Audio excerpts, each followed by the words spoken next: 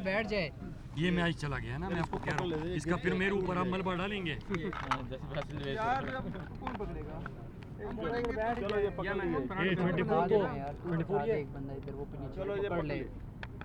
आप यहाँ से पकड़ लीजिए, मैं पकड़ नहीं यार, मैं पकड़ नहीं, नहीं है माइक यार, ये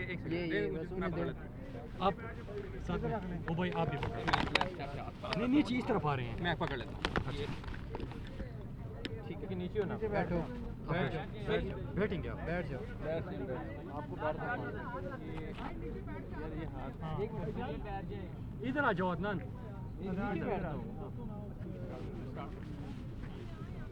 ठीक है जी, हेलो, आप तस्वीर ना लेना यार, वो भाई उठना नहीं है। चलो यार, चलो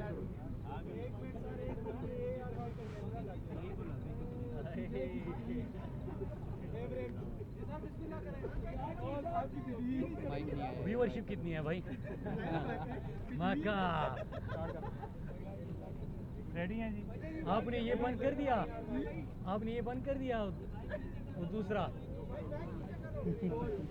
अब मैं बात नहीं कर सकता, मेरे सारे दोस्त हैं। हाँ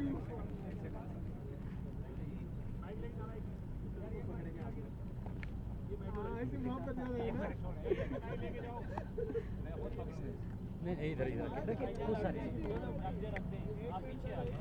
ये आप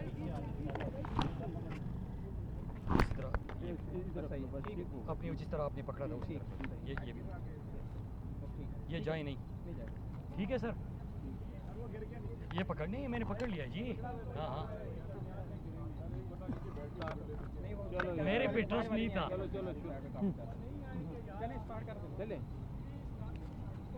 जी बिस्मिल्लाहिर्रहमानिर्रहीम। काफ़ी दिनों बाद आखिरकार शहबाज गिल से मुझे मिलने की इजाज़त मिल गई, और वो भी हाई कोर्ट के जो हुक्म आया उसके ऊपर। कल रात भी हम यहाँ पे पूरी रात यहाँ पे थे, लेकिन उस वक्त भी शहबाज गिल से मिलने नहीं दिया गया।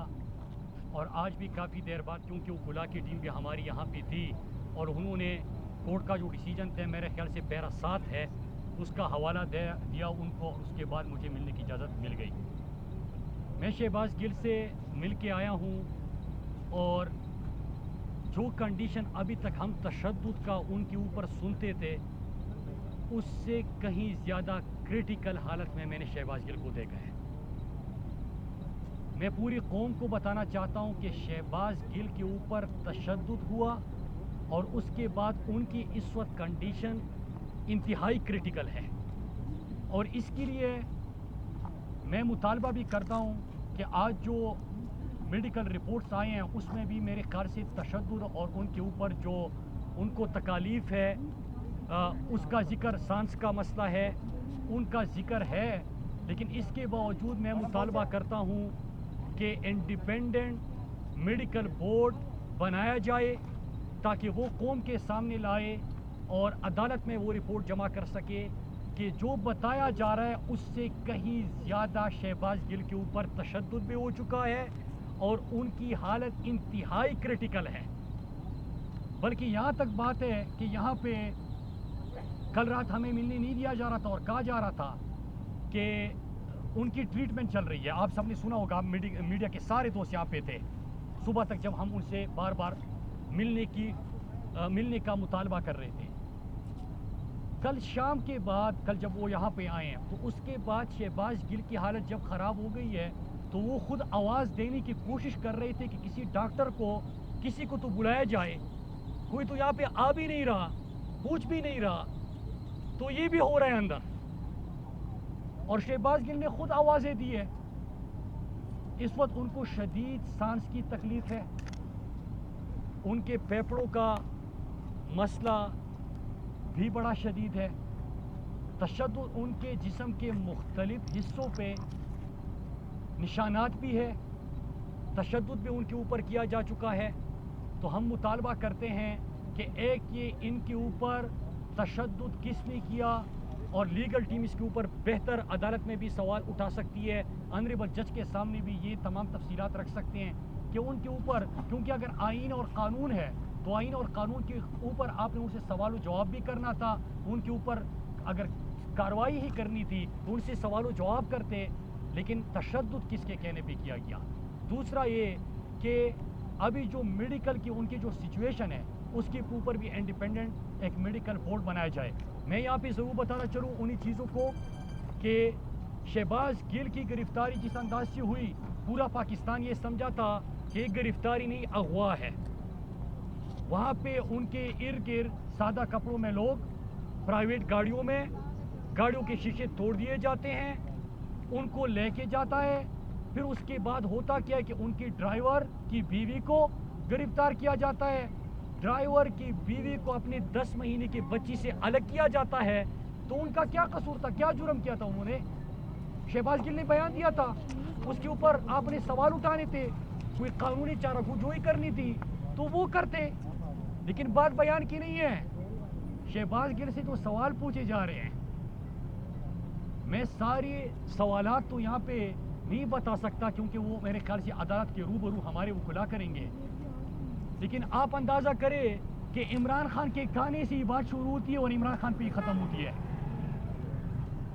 عمران خان کے خلاف کوئی بیان دلوانا، عمران خان کے خلاف کوئی بات کرنا، عمران خان کھانے میں کیا کہتا ہے، عمران خان یہ، عمران خان وہ، تو اس سے تو یہ اندازہ ہوا کہ شہباز گل تو ایک بہانہ ہے، عمران خان نشانہ ہے۔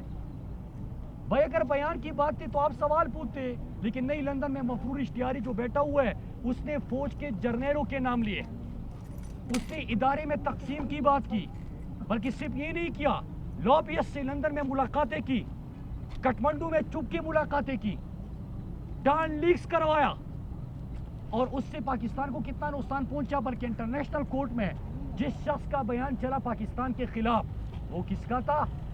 مفرور اشتیاری نواز شریف کا۔ اس کے ساتھ یہ کیلیبری فنڈ کے بیانات ذرا دیکھیے، پھر یہ خواجہ آصف کے بیانات، جاوید لطیف کے، فضل الرحمان کے، ایک محب وطن پاکستانی وہ بیانات ریپیٹ بھی نہیں کر سکتا، اس کے اوپر ہم بات بھی نہیں کر سکتے، اس قسم کے انہوں نے بیانات کیے۔ لیکن جو سوال پوچھے جا رہے ہیں، جو تشدد ہو رہا ہے، جس طرح ان کو رکھا جا رہا ہے، تو اس کا ایک ہی مطلب ہے کہ عمران خان، عمران خان، عمران خان۔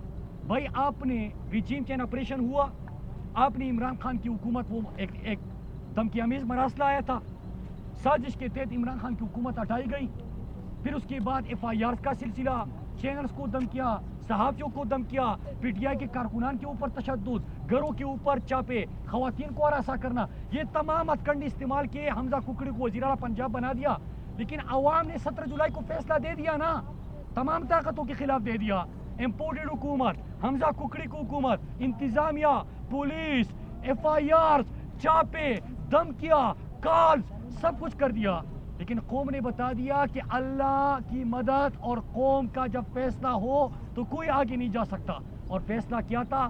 عمران خان، فیصلہ کیا تھا؟ امپورٹڈ حکومت نامنظور، امریکی غلامی نامنظور۔ پھر اس کے بعد کیا ہوتا ہے؟ پھر سے ایف آئی آر کا سلسلہ، اس عمران ریاض خان کا جو کچھ انہوں نے کیا تھا، پہلے ایف آئی آر، پھر جیل کے اندر ڈالا، کالی کوٹری میں ڈالا، پھر موبائل میں پاکستان میں پھرا رہے ہیں، اس کو سونے نہیں دیا جا رہا، اس کے کانے میں زہر ڈالنے کی باتیں آ رہی ہے، ارشد شریف کو دھمکایا، نہیں ڈرا، پروگرام جاری کیا، ہمسایہ ملک سے دھمکی آئی ہے کہ اس کو مارنے کے لیے پلاننگ ہوئی ہے۔ بھائی ریجیم چین آپریشن کے حوالے سے اس نے پروگرام کیا تھا، اس نے ناروٹو کے حوالے سے کیا تھا، اس نے کرپشن کے سوال اٹھائے تھے، ہمسایہ ملک کے ساتھ کیا تعلق؟ بھائی کس نے ہمسایہ ملک میں ارشد شریف کو مارنے کے لیے بندے ہائر کیے؟ پھر اس کے ساتھ ساتھ سمیع ابراہیم، ایاز امیر کے اوپر تشدد، ایئر وائی کو بند کیا کہ شہباز گل نے بیان دیا ایئر وائی بند کر دو۔ بھائی کون، کتنے چینلز پہ، آپ سارے میڈیا والے ہیں، کون سا پولیٹیشین کس قسم کے بیانات آپ کے چینل پہ نہیں دیتا؟ کب چینل بند ہوا ہے؟ لیکن آپ مان لو نا، آپ نے ایک چینل بند کر دیا، دوسرا نمبر 1 آ گیا، آپ جو دکھانا چاہتے ہو وہ نہیں دکھا رہے، وہ نہیں دیکھنا چاہتے قوم، آپ جو دمکانا چاہتے ہو لوگ نہیں ڈر رہے، آپ خوب دلوں میں بٹا رہے وہ نہیں ڈر رہے۔